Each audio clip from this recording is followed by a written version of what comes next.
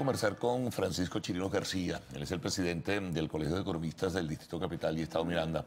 Gracias por estar con nosotros, acompañarnos y compartir. Bueno, en el espacio económico hay tantas cosas de qué hablar en este momento. Vamos a comenzar de repente por lo más cercano, ¿no? Esa inquietud, ese temor que surge con la implementación de un nuevo cono monetario, una solicitud generalizada de la banca, de los trabajadores de la banca, de economistas, de las academias, para que eso se estudie mejor y que pueda extenderse en el tiempo y no desde el 4 de junio, nuevo cono monetario. Sí, buenos días. La implementación de un cono monetario, una reconversión, vale decir, la eliminación de unos ceros, ya había sucedido aquí, sucedió en 2007-2008 y se dio un lapso de un año que fue satisfactorio. Aunque en aquel momento decíamos que si no se cambiaba el modelo económico, a la vuelta de algún tiempo terminaríamos en esta situación, lamentablemente. Entonces, este cono monetario, con esa implementación, vale decir, súbita, rapidísima, no creo que tenga posibilidades de éxito. Y recordemos recientemente la eliminación teórica del billete de 100 bolívares. En el 2016 fue eso. Exacto. Entonces, una situación caótica en el mes de diciembre, ¿no? Que todavía las secuelas incluso se sufren, de manera tal que debía darse unos lapsos, unos tiempos, no sé cuál es la premura. Sí es una necesidad, evidentemente, puesto que los billetes ya hay que llevarlos en cantidad y además de eso están, digamos, son escasos. Básicamente porque la liquidez monetaria está en el orden de los 661 billones, sí. O sea, dicen los americanos, trillones de bolívares, de los cuales apenas el 2% son monedas y billetes. Los demás son depósitos, el 91% son depósitos a plazo, tal, tarjeta de débito, etc. Y un 6% en ahorro. De manera tal que por eso es que no hay, evidentemente, no hay forma de satisfacer el requerimiento de billetes. Y entonces hay el colapso que se está produciendo. Claro. Ahora, no ha habido información además. Estamos hablando ya sobre una fecha del mes de mayo. No ha habido información sobre si se acuñaron las monedas, si se imprimieron los billetes. Además, quieren sacar de hecho el actual cono monetario que se transformaría en el viejo cono monetario. ¿Y cómo puede? O sea, de verdad que es muy confuso. ¿Qué hacer? O sea, sí, es que hay una ¿por qué no dejar transitar a los dos conos como se hizo en el pasado? Y entonces eso lo lleva a uno a preguntarse, bueno, ¿cuál es el propósito, la intención de esto? Bueno, si es crear el caos, evidentemente ya está creado. O sea, realmente, no sé, iríamos a una fase superior del caos si se quiere. Porque la implementación es necesaria, la planificación de la misma implementación. Uno debía circular junto con el otro. Retirarlo sin que se hayan visto, porque si es así el caso ya debían mostrarlo, pero de acuerdo a las informaciones que tenemos, no hay esa cantidad. Y además, la cantidad, aún quitándole los 3 ceros, la cantidad, porque es la cantidad de billetes, sí. Lo importante, no solamente la cuantía en bolívares, porque le van a quitar los 3 ceros y igualmente necesita, el que gana 5 millones, pues va a ganar 5.000 bolívares, pero igual necesita esa cantidad de dinero que debería estar en una degradación, pues, de los billetes de máxima denominación, menor, monedas, el sencillo, aparte de otros intríngulis allí, como por ejemplo el precio de la gasolina. Sí, entonces, la gasolina... hay dudas sobre el menudeo, calibrar los cajeros, la parte tecnológica, en fin, son una serie de variables que están allí presentes que sobre ello no ha habido respuestas, ¿no? Exacto, ni creo que la haya en el corto plazo, porque verdaderamente eso necesita tiempo y planificación, de implementarse, hacerlo de una manera concertada, que todos estemos de acuerdo, que la gente sepa lo que va a suceder en cambio en este momento, y la gente lo que piensa es en eso, piensa en los billetes de 100 del diciembre pasado, antepasado, y el caos que eso generó para finalmente postergarlo y todavía está en vigencia ese billete. Ahora, esto tendrá un efecto psicológico. La hiperinflación está desatada. Ya vamos para 5 meses con hiperinflación. El hacer un maquillaje, como dicen algunos, facial, de quitarle 3 ceros, eso es una ilusión simplemente. Sí, porque es que la inflación está realmente, y además de eso, desatada, y es de carácter exponencial, porque en estos días oí por ahí un comentario y es generalizado a veces, que el año pasado fue 2.600 la inflación, entonces ya en enero fue 64, 65, entonces la gente sumaba 2.665, pero no es así, es exponencial. Vendría siendo en enero, a finales de enero, el 65% de 2.600, que son unos 1.400, y eso se le adiciona, y en febrero fue 80, y así sucesivamente, de manera tal que hay una cifra realmente aterradora de lo que podría ser la inflación, un promedio intermensual de 60%, 60 y tanto por ciento, y ya está más elevado, estaríamos hablando de una inflación de alrededor de 40.000%. Eso es terrible, ¿no? Ahora, Terrible. ¿por qué no se toman decisiones? Esa es una pregunta elemental, pero que todo el mundo se forma. ¿Por qué no hay decisiones alrededor? ¿Por qué no se enfrenta el tema de la hiperinflación con reducción del gasto público, enfrentar el problema del déficit fiscal? En fin, hay una serie de decisiones que tienen que tomarse de las variables macroeconómicas en este caso. Sí, no se hace.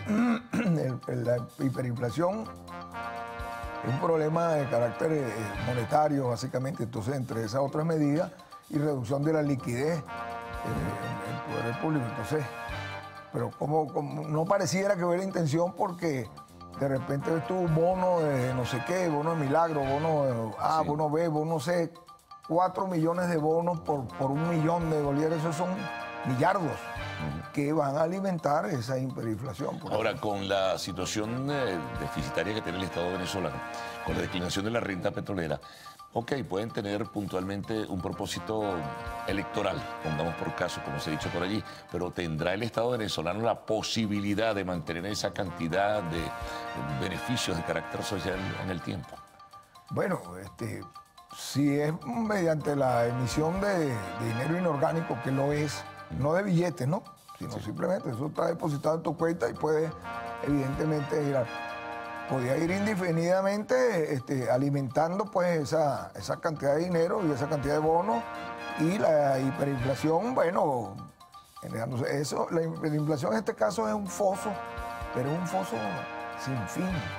O sea, puede ir creciendo hasta cifras inimaginables. El caso de Hungría, que está hablando de millones por ciento de hiperinflación, fue algo pavoroso, y realmente la gente llegaba, si iba a comer algo o a adquirir algo, llegaba y pagaba de una vez antes que le sirvieran la comida. Antes que le trajeran la cuenta, ¿cierto? Porque podía suceder algo desagradable. Sí, eso ocurre, ese tipo, y hay ejemplos múltiples en ese sentido. Vamos a hacer una pausa.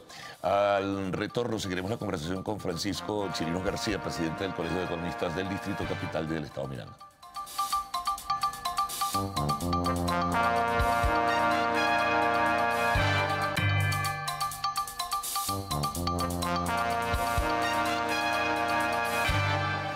Bueno, seguimos nuestra conversación con Francisco Chirinos García, presidente del Colegio de Economistas del Distrito Capital y Estado Miranda. A la par de todo esto que comentábamos en el espacio anterior, en el segmento anterior, están otras cosas que se suman a la inquietud y al temor, ¿no? Esto que ha ocurrido con Banesco y también la supervisión sobre otras entidades financieras, esto nos pudiera llevar a una situación mucho más difícil, ¿no? Hay una enorme desconfianza que se está creando alrededor del sistema financiero venezolano. Sobre todo que entiendo que Banesco y otras entidades financieras son, desde el punto de vista financiero, económico-financiero, son sólidas.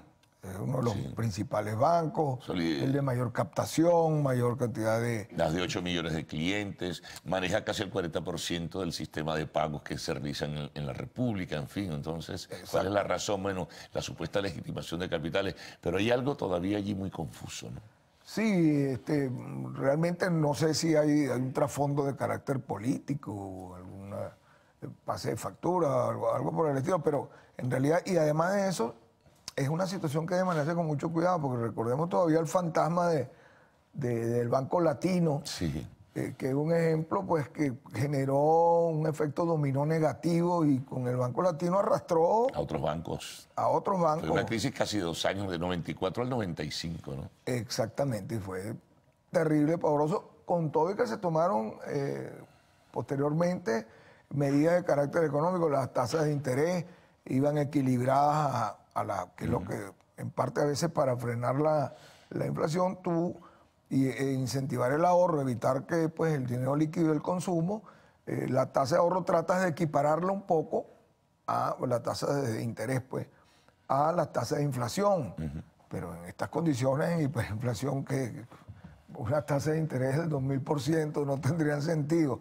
O sea, que esa situación con el banco y el otro, después salió pues las autoridades bancarias nacionales llamando a la calma, a la paciencia. Sí, la normalidad, la operatividad se mantiene, ¿no? En todas las entidades, incluyendo esta intervención administrativa, que la llaman así por 90 días, pero en fin, no sé qué puede haber detrás de todo esto, ¿no? Sí, porque la banca es sumamente delicado, porque es, digamos, la entidad en donde nuestros ahorros, bueno, si los hubiere, Sí. o Bueno, nuestros dineros... para lo que sirven, ¿no? Es que el ahorro ahorita no tiene mucho sentido realmente, porque una tasa de interés del 14, 16%, y una inflación de 2000 y tanto, bueno, ya va mucho más alta, ¿no? Para estas alturas no tiene sentido ahorrar, o sea, la idea es tratar de consumir y tarjetas de crédito, cualquiera que fuere la forma, de manera tal que adquirir el bien que necesitas hoy, de cualquier manera, porque mañana te va a costar el doble. Ahora, si la razón era que, según decía el fiscal designado por la constituyente, el 90% de las supuestas cuentas que manejaban situaciones irregulares, de que pretendían sacar el dinero hacia las fronteras, en fin, bueno, pudieran, que estuvieran en Baresco. Ese fue el argumento que se dio. Bueno, porque no se investigó sobre las cuentas y no se tomó la decisión de intervenir entonces el banco, que fue lo que hicieron al final, intervinieron administrativamente. Sí, exactamente, porque si alguien tiene una cuenta y la maneja de alguna manera inadecuada, bueno, se investiga la cuenta. Claro. Y eso es más sencillo, que de hecho fue algo así. Entiendo que hubo 1000 y tantas cuentas que movilizaban X. Sí, están congeladas. Ahora, eso tocó y ha tocado otras instituciones financieras. Ha habido supervisiones sobre el BOD, sobre casas de bolsa, en fin, bueno, y no sé, hasta ahora no ha habido alguna otra decisión. Sí, bueno, en realidad no hay otra decisión y no se sabe cuál puede ser el fondo que subyace allí. Pero desde el punto de vista financiero y económico-financiero, son instituciones sólidas. A lo mejor hay algún tipo de manejo, de cuentas, qué sé yo. Entiendo que a veces hay gente que de afuera, por ejemplo, lo que se llaman las famosas, pues, aportes que vienen del exterior. Sí, bueno, las remesas. Sí, las remesas. Si tienes algún familiar, amigo, X persona, te envío unos dólares, pero aquí nunca llegan los dólares. Por cierto, que sobre esto se autorizó el funcionamiento de casas de cambio para canalizar las remesas. Ahora, la pregunta básica y elemental: si el mercado paralelo, que es un absoluto desorden hoy día, porque hay yo no sé cuántos portales y cada quien pauta y negocia a la manera que mejor le parezca, si va a funcionar o pretende el gobierno que funcionen esas remesas que vienen del exterior para las familias, para ayudarse en medio de la crisis, ¿cuál va a ser la tasa de referencia que va a poner el gobierno? Porque a alguien le mandan dinero sus hijos, por ejemplo, que están fuera, y si la tasa de referencia es una tasa de ICOM y el mercado paralelo pauta otra, evidentemente la gente no va a ser tan tonta que va a cambiar en el mercado, digamos, con la tasa de ICOM frente a lo que te ofrece el mercado paralelo, más en un marco de crisis inflacionaria. Exacto, ese es el homo económico, vamos a decir, todas las personas piensan la mejor manera de satisfacer sus necesidades y de orientar los pocos recursos que pudiera tener. Muy pocos creo yo que estarían de acuerdo en hacerlo a una tasa de ICOM. Igual sucedía o sucede con los que tienen pensiones en el exterior. Sí. Están pensionados, qué sé yo, en Europa, en cualquier otro país, en cualquiera de los países de Europa. sobre todo. Y entonces, bueno, le enviaban aquí la remesa y se la cambiaban a la tasa, a la regulada, a 10 bolívares por euro, 15 por euro, algo así. Entonces no tenía sentido. La gente al final, bueno, hizo algo natural. Yo no, déjame mi dinero allá y viajo cada tanto y claro, y lo traigo. Y lo cambio en el mercado paralelo. Exacto, o lo disfruto allá.